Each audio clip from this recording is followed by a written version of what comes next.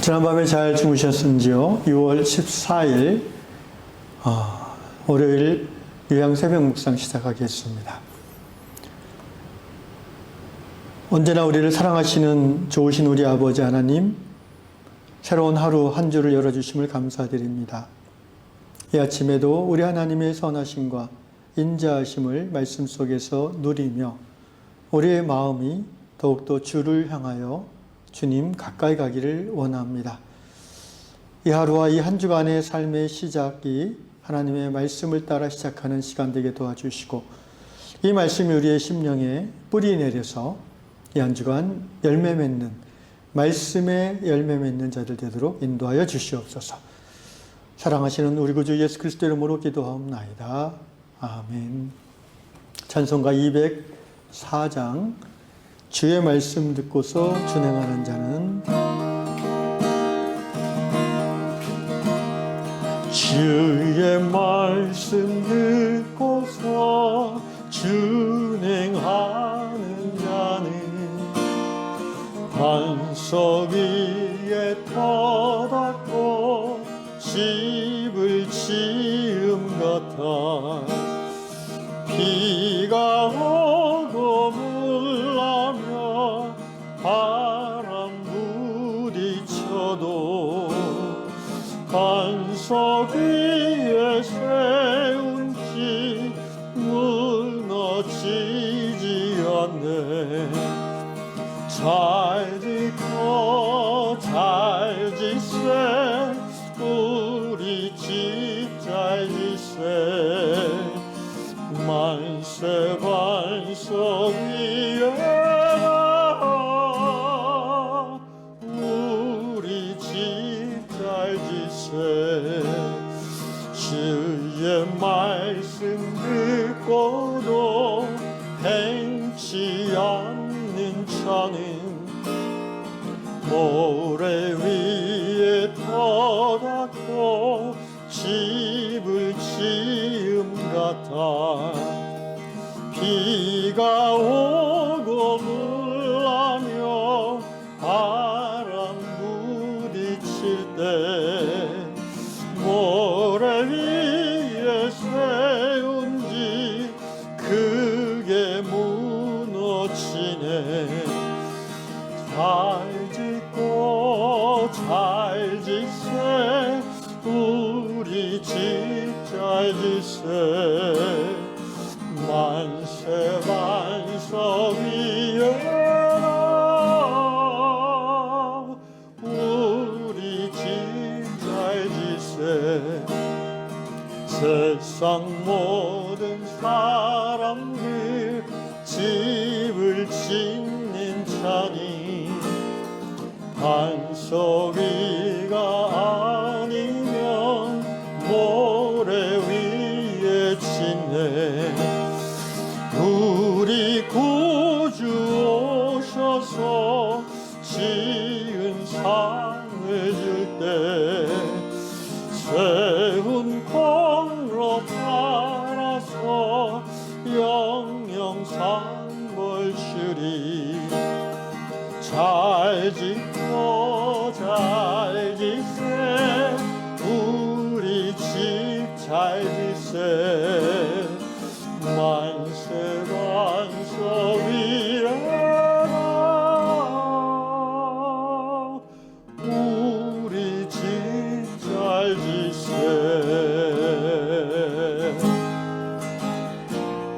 아멘. 네, 오늘 하나님 말씀 마태복음 6장 19절로 24절 말씀 보도록 하겠습니다. 마태복음 6장 19절로 24절입니다. 너희를 위하여 보물을 땅에 쌓아두지 말라. 거기는 좀과 동록이 회하며 도둑이 구멍을 뚫고 도둑질하느니라.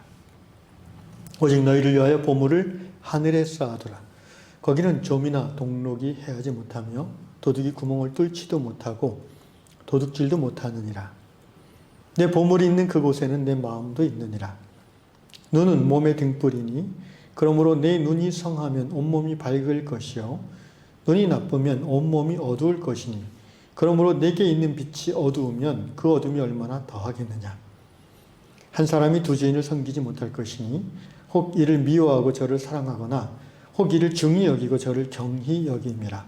너희가 하나님과 재물을 겸하여 섬기지 못하느니라. 아멘. 오늘은 다락방 본문을 하지 않고 마태복음 6장 본문을 택했습니다. 그 이유는 우리 유양의 지체 중에 한 분이 한 젊은 분인데 제게 이 성경 본문에 대해서 질문을 하셨습니다. 이분은 오랜 그 병상 생활로 몸이 많이 힘든 중에도 성경을 꾸준히 읽고 또 하나님을 알고자 하는 열망이 있어서 저에게 이렇게 성경 본문을 이렇게 카톡으로 적어주시면서 이 부분이 이해가 안 간다고 질문해 주셨기 때문에 제가 목회자로서 너무 고맙게 느껴졌습니다. 제가 몇 번 말씀드렸지만 저는 질문하는 성도님을 아주 좋아합니다. 특별히 이 성경을 질문하는 성도님을 저는 굉장히 좋아합니다. 왜냐하면 그만큼 하나님에 대한 갈망이 그분 안에 있음을 보기 때문입니다. 그래서 그분에게 정리한 답변한 내용을 이렇게 제가 정리해서 모든 우리 유양 성도들에게도 동일한 은혜를 좀 끼쳐드리고 싶어서 오늘 마태복음 6장 말씀을 택했습니다. 우리 자매님이 질문한 내용이 여지가 그겁니다. 19절, 20절, 21절의 내용은 이해가 되는데 내 보물인 곳에 내 마음이 있다. 근데 갑자기 23절, 22절, 23절 눈 얘기가 나오면서 왜 이야기를 하시는지 이해가 안 간다라고 했습니다. 본문 22절과 23절에 이렇게 기록되어 있습니다. 눈은 몸의 등불이니 그러므로 내 눈이 성하면 온몸이 밝을 것이요 눈이 나쁘면 온몸이 어두울 것이니 그러므로 내게 있는 빛이 어두우면 그 어두움이 얼마나 하겠느냐. 얼마나 더 하겠느냐.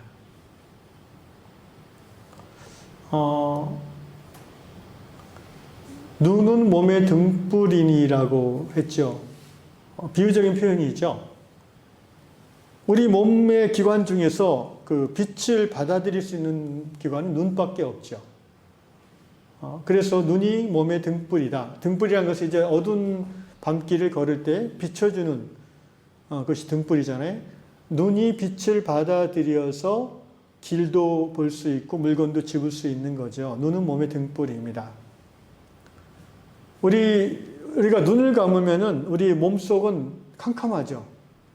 그러니까 눈 외에는 다른 피부로 이렇게 우리 몸이 빛과 단절되어 있기 때문에 눈을 통해서 우리는 빛을 몸이 받아들입니다.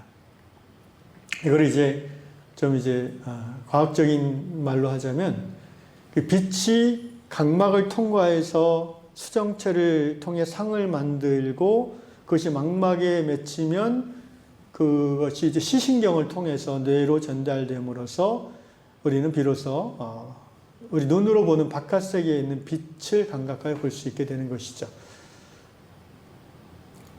그야말로 눈이 나빠지면요, 나이 들어서 이제 백내장, 녹내장 뭐 이런 것들 오는데 온몸이 이제 어두워지는 거죠. 이 말씀대로. 눈이 나쁘면 온몸이 어두울 것이니. 그렇죠. 23절에. 그런데 왜 이 말씀을 그 위에 너희를 위하여 재물을 하늘에 쌓아두라는 말씀 다음에 하셨을까가 이제 우리 자매님의 궁금함이었습니다. 언뜻 보면 좀 굉장히 논리적으로 연결이 안 되죠. 내용이. 어색합니다. 이제 설명을 드리겠습니다. 핵심은 23절 후반절 말씀이에요. 그러므로 내게 있는 빛이 어두우면 그 어둠이 얼마나 더하겠느냐. 이 말씀이 이제 좀 어렵죠. 쉽게 말하면 내 눈을 통해서 들어온 빛이 네가 빛이라고 생각한 그것이 사실은 빛이 아니라 어둠이라면 내 마음에 그것이 실제 빛으로 여겼는데 그게 빛이 아니라 어둠이면 네가 얼마나 어둠 가운데 깊이 들어갈 수밖에 없겠는가라는 말입니다. 쉽게 의역하자면 네 생각 속에서 네가 이게 빛이야 라고 생각하는 것이 있는데 사실은 그것은 빛이 아니라 어둠이라는 거예요. 어둠을 빛으로 착각하고 내가 붙잡고 있으니 내 마음의 어둠이 얼마나 더 심해야겠느냐라는 주님의 말씀입니다.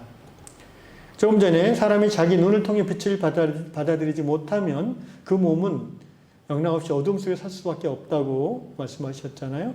마찬가지로 우리 사람의 마음도 본질적으로 죄로 인해 타락한 상태에 있기 때문에 깜깜한 상태예요. 우리 마음이. 우리 사람의 마음은 죄로 말미암아 캄캄한 가운데 있는 거예요. 캄캄한 가운데 있기 때문에 뭔가 우리는 자꾸 밝은 곳을 찾아 나가려고 그래요. 진리를 찾고자 해요. 해답을 찾고자 해요. 그런데 우리가 세상을 살면서 이게 정말 해답이야 라고 확신해서 그걸 붙잡았는데 그걸 이제 여기서 그게 뭐냐? 예수님이 여기서 그게 네가 생각하는 돈이라는 거예요. 물질이라는 거예요. 바로 19절부터 나온 보물이라는 거예요. 네가 보물이라고 생각하는 그거 말이다 이 말이에요. 보물은 이렇게 찬란하잖아요. 빛나잖아요. 뭔가 내 안에 있는 어둠을 흑암을 그걸로 밝혀줄 것 같아요. 그래서 그 보물을 꼭 붙잡고 그 보물을 쌓아두고 축적해 두려고 그래요. 거기에서 삶의 안정을 느끼고 거기에서 내 존재의 어떤 가치를 느껴요. 소유를 통해서 말입니다. 보물을 소유함을 통해서.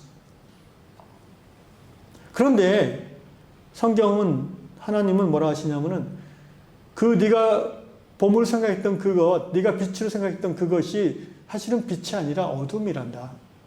네가 어둠을 빛으로 착각하고 꼭 붙잡고 있으니까 네 마음이 얼마나 더 어두움에 빠지겠느냐 이 말이에요. 어떤 사람이 자기 스스로는 내 마음이 이 빛을 받고 있다. 그래서 나는 밝은 데 있어. 나는 밝음에 있는 상태야 라고 생각하는데 실상은 어둠 가운데 깊이 들어가 있다는 거죠. 자, 이렇게 22절, 23절을 20 설명하고 그 다음에 19절로 다시 처음부터 해서 설명을 이어가 보겠습니다. 자, 19절 보면 소위 하나님 나라의 바른 재물관념, 재물관에 대한 성경적 재물관에 대한 이야기입니다. 우리가 예수를 믿는 크리스찬임에도 불구하고 여전히 세상적 물질관을 가지고 살 때가 많아요. 이런 사람은 어떤 사람과 같다라고 얘기하시냐면은 눈이 어두워서 온몸도 어두운 사람이라고 얘기하시는 거예요. 그 마음이, 그 심령이 장님 같아서 그 인생 전체가 다 깜깜한 흑암을 헤매고 있는 사람이라고 단도직입적으로 예수께서 지금 지적하시는 겁니다. 물질관이 거룩한 하나님 나라 가치관으로 바뀌어야 된다는 거예요. 여전히 세상 예수 믿는 거듭난 성도임에도 물질관이 세속적인 사람은 그 마음이 캄캄하다는 거예요. 실제로 물질관은요, 우리 신앙이 굉장히 중요한 부분을 차지합니다. 왜냐하면 물질을, 돈, 재물이라는 것이 실제 우리의 삶 가운데 굉장한 영향력을 끼치고 있기 때문입니다. 이 재물관, 물질관이 잘못되어 있다는 것은 신앙의 삶을 사는 중에 신앙의 삶 전체가 어두움에 빠질 수 있는 그런 가능성이 많이 있다는 겁니다. 그러면 진짜 우리 몸을 밝게 하는 성한 눈, 온전한 눈, 올바른 재물관은 무엇인가 보십시다. 어떤 거냐면 첫째, 하나님 나라의 삶, 곧 하나님이 함께 하시는 영생이 자기 삶의 중심에 있음을 확신하는 사람은 재물을 축적하는 것을 인생의 목표로 삼지 않습니다. 그 재물을 어떻게 하면 하나님의 선한 일을 위해서 사용할까를 인생의 목표로 삼다는 거예요. 19절부터 21절에 예수께서 너희를 위하여 보물을 땅에 쌓아두지 말라. 거기는 좀과 동록이 해하며 도적이 구멍을 뚫고 도적질하느니라. 오직 너희를 위하여 보물을 하늘에 쌓아두라. 하나님의 선한 일을 위해서 물질을 쓴다는 것을 예수님은 보물을 하늘에 쌓아두는 것으로 표현하셨습니다. 거기는 좀이나 동록이 해하지 못하면 도적이 구멍을 뚫지도 못하고 도적질도 못한다. 내 보물이 있는 곳에 내 마음도 있느니라. 자, 이게 이제 보물이란 것이 예수님 당시에 이제 가치 있는 어떤 물건들인데 여기 표현을 보면은 좀과 동록이 해야 한다 이런 표현이 있습니다. 좀이라는 것은 보통 우리가 옷에 이제 좀 생긴다고 그러잖아요.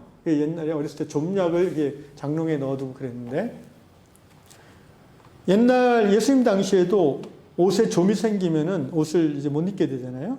그 비를 잘라 버리든가 또 아니면 없애고 새로 새 천으로 이어야 되는데, 문제는 그 당시에 옷은 굉장한 비싼 사치품이었다는 거예요. 옷감 자체가 귀했고, 요새는 뭐 10,000원이면 뭐 바지도 한 벌 사고 그럴 수 있지만, 예수님 당시는요, 그 옷감 자체가 굉장히 귀한 거예요.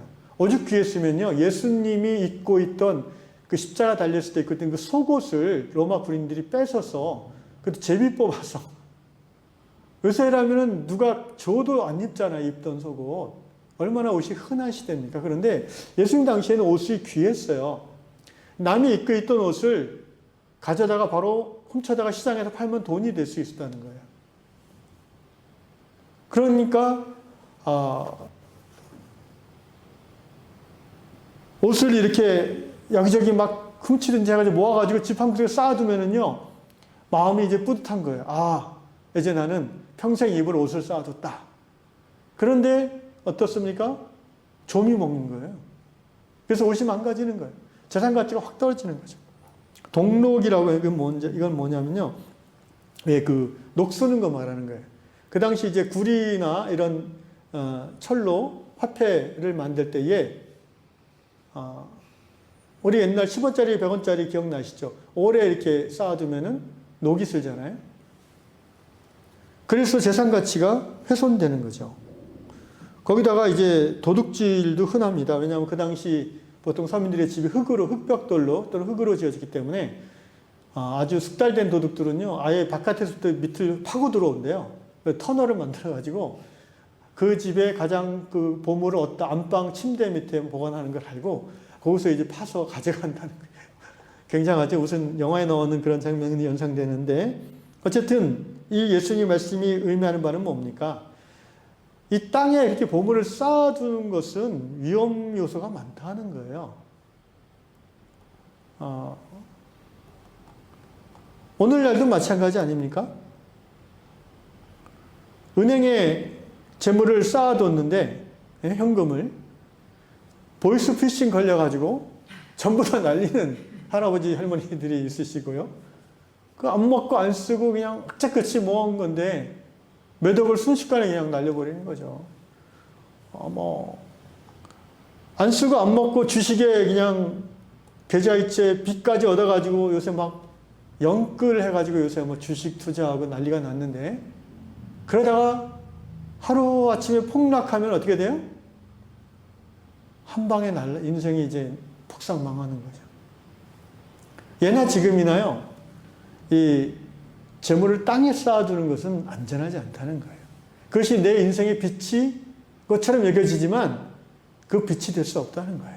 오히려 그 재물을 의지하는 삶, 그러한 세속적 재물관을 갖고 살아간다면 네 신앙의 삶 전체에 어두움이 계속해서 있을 거라는 거예요.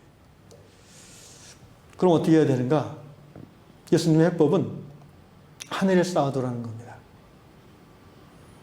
하늘나라 은행이 있으면 우리가 쌓아두겠지만 비유의 말씀이겠죠. 그 재물을 하나님의 뜻을 위해서 바로바로 쓰라는 거예요. 하늘에 쌓아두라는 말이 무슨 이제 구원받는 공로 포인트를 얻자는 그런 얘기 절대 아니죠. 이미 구원 얻은 성도에게 합당한 말씀인데요. 예수 믿고 구원 얻어 하나님 자녀된 성도, 하나님의 자녀라면 이제 하나님이 너에게 맡겨주신 그 재물을 가지고 하나님이 기뻐하시는 하나님의 일, 하나님 나라를 확장하는 그 일을 위해서 가능한 사용하라는 거예요. 그게 재물을 하늘에 쌓아두라는 예수님 말씀의 의미이고요. 그렇게 살기 위해서 너의 재물관이 바뀌어야 된다는 거예요. 재물이 너의 빛이 될 수 없다는 겁니다. 여러분, 21세기 오늘 우리 시대에 얼마나 이것이 정확한 말씀입니까? 많은 사람들은 노후를 염려합니다. 부동산을 취득해 놓습니다. 저기 시골 어디에 땅을 사놓습니다. 여러분 아시다시피 제주도도 그렇고 우리나라 웬만한 땅들은 다 거기 안 사는 사람들이 절반 이상 갖고 있잖아요. 무슨 농지 무슨 법인이 다 이렇게 피해가면서 그렇게 하잖아요. 그게 정말 다 필요해서 자기들이 쓰려고 산 땅이라면은 상관이 없겠지만 대부분의 경우는 투기죠, 투기. 특별히 어떤 나라인 일을 하는 위치에서, 공적인 위치에서 얻은 정보를 가지고 사적 이익을 도모하는 이런 파렴치한 행위들이 지금까지 계속 있어왔고, 이제 이 정부 들어서 공정에 대한 기준이 우리 백성들이 기준이 높아지면서 그런 것들이 이제 드러나는 거죠. 사실은 이전에는 더 심했죠. 예. 다 우리 아는 사실 아닙니까? 안타까운 것은 그렇게 투기를 하는 사람들 중에 크리스찬이 하나도 없었다라고 하면 얼마나 우리가 감사하겠습니까? 그런데 제가 통계를 찾아보진 않았지만 별 차이가 없다고 알고 있습니다. 이것이 예수님이 오늘 이 말씀을 우리에게 해주시는 이유입니다. 내가 빛으로 생각하는 그것이 사실은 빛이 아니라 어둠이다. 그러니 네 마음이 얼마나 어둡겠냐. 보물을 빛으로 착각하고 이 땅에 썩어질 재물을 축적하는 것을 네 미래 노후에 대한 소망과 안전판으로 생각하는 너의 그 세속적 재물관이 네 인생을, 네 신앙의 삶을 망치는구나 라는 예수님의 아주 직설적인 도전의 말씀입니다.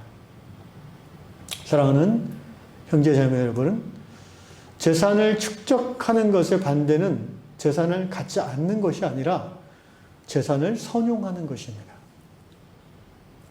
혹시 우리 이왕의 성도들 가운데 아직까지도 정말 열심히 돈을 버는 목적이 이 세상에서 좀 더 부유한 생활을 하고 노후의 그 윤택한 삶을 보장받고 또 자식에게 유산을 더 남겨주기 위한 그런 목적으로 열심히 돈을 버신다면 그것은 오늘 예수께서 말씀하신 바 땅에다 재물을 쌓고 있는 것입니다. 예수님은 그런 가치관, 그런 사고방식이 눈먼 사람의 가치관이라고 말씀하십니다.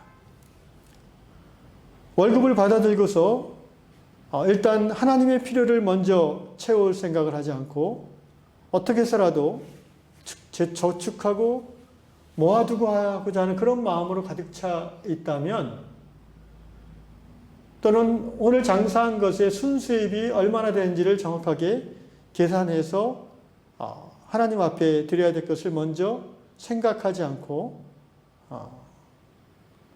집 한 채 더 사고 땅 더 살 그런 생각으로만 가득 차 있다면 그것은 신앙생활 하면서도 여전히 그 마음에 어두움이 있다는 것을 반증합니다. 예수께서는 바로 그런 사람을 두고 천국이 안 보이는 영적 장님이요 인생 자체가 어둠 가운데 있는 사람이라고 말씀하십니다. 결코 이것은 부자에게만 해당되는 말씀이 아닙니다. 가난하든지 부하든지 상관없습니다. 모든 사람은 살아가는 동안 돈을 벌고 돈이 생기고 돈을 씁니다. 지금 많이 소유하고 적게 소유하고 그런 맥락에서 얘기하는 것이 아니라 너에게 있어서 재물이 무엇을 의미하는가를 물어보시는 겁니다. 하나님과 재물, 오늘 마지막 말씀의 결론이 이것입니다. 한 사람이 두 주인을 섬기지 못할 것이니 혹 이를 미워하고 저를 사랑하거나 혹 이를 중히 여기고 저를 경히 여김이라. 너희가 하나님과 재물을 겸하여 섬기지 못하느니라.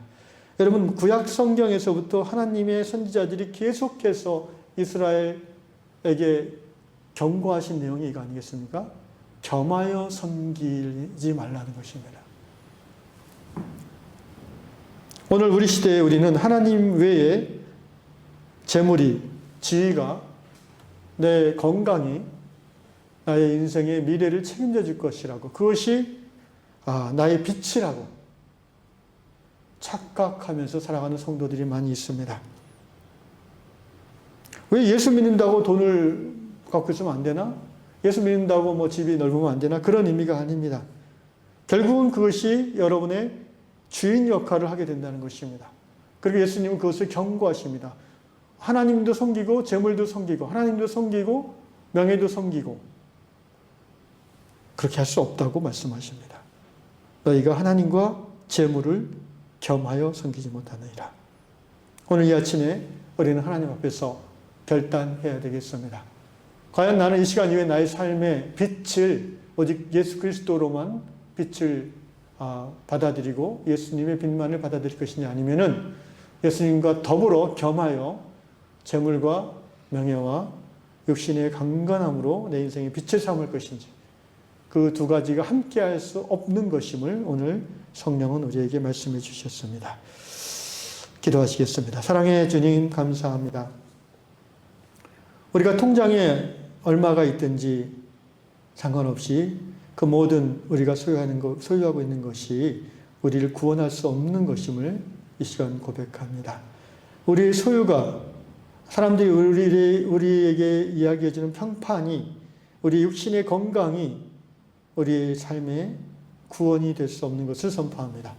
그런 것들은 있다가도 없어질 수 있고 또 없다가도 다시 생겨날 수 있는 것임을 고백합니다.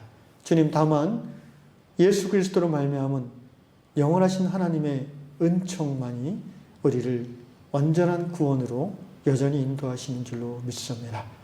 사랑하는 모든 유양의 성도들 안에 하나님 나라 백성이 합당한 성경적 재물관이 이 아침에 그들의 심령에 세워질 수 있도록 성령이여 역사하여 주옵소서. 이제 언젠가 우리가 하나님께서 우리에게 보여주시는 아름다운 하나님 나라 유양공동체의 미래를 바라보면서 하나님 우리 허락하신 그 재물들을 우리가 마음껏 기쁨으로 투자하고 쓸 수 있는, 하늘의 재물을 쌓아둘 수 있는 유양 성도들 되게 하여 주시옵소서. 예수님의 이름으로 기도하옵나이다. 아멘. 하늘에 계신 우리 아버지, 아버지의 이름을 거룩하게 하시며 아버지의 나라가 오게 하시며 아버지의 뜻이 하늘에서 같이 땅에서도 이루어지게 하소서. 오늘 우리에게 일용할 양식을 주시고 우리가 잘못한 사람을 용서해 준 것 같이 우리 죄를 용서해 주시고 우리를 시험에 빠지지 않게 하시고 악에서 구하소서. 나라와 권능과 영광이 영원히 아버지의 것입니다. 아멘.